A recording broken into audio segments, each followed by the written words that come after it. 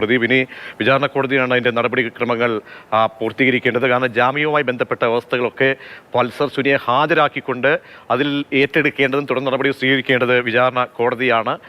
ഇനിയുള്ള നടപടിക്രമങ്ങൾ എങ്ങനെയായിരിക്കാം നമ്മൾ കാണേണ്ടത്, പ്രതീക്ഷിക്കേണ്ടത്? പ്രദീപ്, ജാമ്യം സംബന്ധിച്ചുള്ള ഉത്തരവിന്റെ പകർപ്പ് സുപ്രീം കോടതിയിൽ നിന്ന് സുനി ഇപ്പോൾ കഴിയുന്ന എറണാകുളത്തെ ജയിലിൽ എത്തുന്നതോടെ സുനിക്ക് ജാമ്യം ലഭിച്ച് പുറത്തിറങ്ങാൻ സാധിക്കും. മാത്രമല്ല, ജാമ്യ വ്യവസ്ഥകൾ സംബന്ധിച്ചൊരു അന്തിമ തീരുമാനം എടുക്കേണ്ടത് വിചാരണ കോടതിയാണ് എന്നാണ് സുപ്രീം കോടതി പറഞ്ഞിരിക്കുന്നത്. അതുകൊണ്ട് തന്നെ ജാമ്യ വ്യവസ്ഥകളിൽ ഒരു തീരുമാനമാകേണ്ടതുണ്ട്. 3-4 ദിവസങ്ങൾക്കുള്ളിൽ ഒരുപക്ഷെ പൾസർ സുനിക്ക് ജയിലിന് പുറത്തിറക്കാൻ കഴിഞ്ഞേക്കും എന്ന് തന്നെ പറയാം. 2017 ഫെബ്രുവരി മാസം 23-ാം തീയതി മുതൽ പൾസർ സുനി ജയിലിൽ കഴിയുകയാണ്. സുനിൽകുമാർ എന്നാണ് പൾസർ സുനിയുടെ യഥാർത്ഥ പേര്.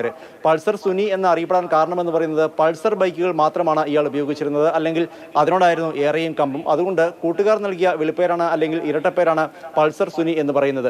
ഏറ്റവും ഒടുവിൽ കോടതിയിൽ കീഴടങ്ങാൻ വരുമ്പോഴും ഒരു പൾസർ ബൈക്കിലായിരുന്നു ഇയാൾ വന്നിരുന്നത്. നമുക്കറിയാം, പൾസർ സുനി ഈ സംഭവം നടന്ന ഏതാണ്ട് ഒരാഴ്ചയ്ക്ക് ശേഷമാണ് കോടതിയിൽ കീഴടങ്ങാൻ എത്തുന്നത്. എറണാകുളം മജിസ്ട്രേറ്റ് കോടതിയിൽ കീഴടങ്ങാൻ എത്തി.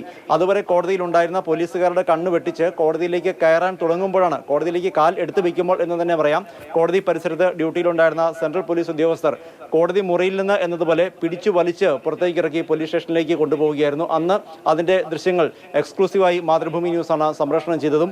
അത്തരത്തിൽ കോടതിക്കുള്ളിൽ കീഴടങ്ങാൻ സാധിച്ചില്ല. നിമിഷങ്ങൾ കൊണ്ട് പോലീസ് പൾസറിനെ കീഴ്പ്പെടുത്തി പോലീസ് അറസ്റ്റ് ചെയ്യുകയായിരുന്നു. പിന്നീട് പൾസർ സുനിയുമായി ബന്ധപ്പെടുത്തി ഒട്ടേറെ വിവാദങ്ങൾ, അതായത് സുനി ജയിലിൽ കഴിയുന്ന കാലത്ത് തന്നെ ഒട്ടേറെ വിവാദങ്ങൾ ഉണ്ടായിരുന്നു.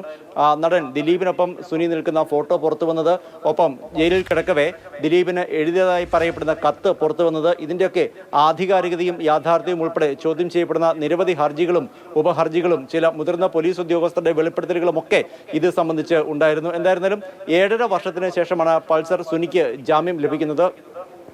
മാത്രം നെടുമ്പാശ്ശേരി പോലീസാണ് ഇത് സംബന്ധിച്ചുള്ള കേസ് രജിസ്റ്റർ ചെയ്തത്. മാത്രമല്ല, രാജ്യത്ത് തന്നെ കൊട്ടേഷൻ ഏറ്റെടുത്ത് ഒരാളെ തട്ടിക്കൊണ്ടുപോയി പീഡിപ്പിച്ച് അതിൻ്റെ ദൃശ്യങ്ങൾ പകർത്തി കൈമാറുക എന്നുള്ള അപൂർവങ്ങളിൽ അപൂർവമായ എന്ന് തന്നെ വേണമെങ്കിൽ വിശേഷിപ്പിക്കപ്പെടാവുന്ന കേസിലെ 1-ാം പ്രതിയാണ് പൾസർ സുനി എന്ന് പറയുന്ന സുനിൽകുമാർ.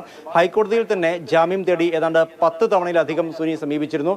ഇത്തരത്തിൽ ഹൈക്കോടതിയെ ജാമ്യാപേക്ഷയുമായി സമീപിക്കുമ്പോൾ ആരെങ്കിലും സുനിക്ക് പിന്നിലുണ്ടോ എന്ന് സംശയിക്കേണ്ടിയിരിക്കുന്നു. ആരാണ് ഇതിന് പണം മുടക്കുന്നത് തുടങ്ങിയ ചോദ്യങ്ങൾ ഹൈക്കോടതി ഒരു വേള ഉന്നയിക്കുകയും ചെയ്തിരുന്നു. മാത്രമല്ല, ഇങ്ങനെ തുടർച്ചയായി ജാമ്യാപേക്ഷ ഫയൽ ചെയ്തതിന് ഹൈക്കോടതി ഒരു തവണ 25,000 രൂപ പിഴ ചുമത്തുകയുമുണ്ടായി.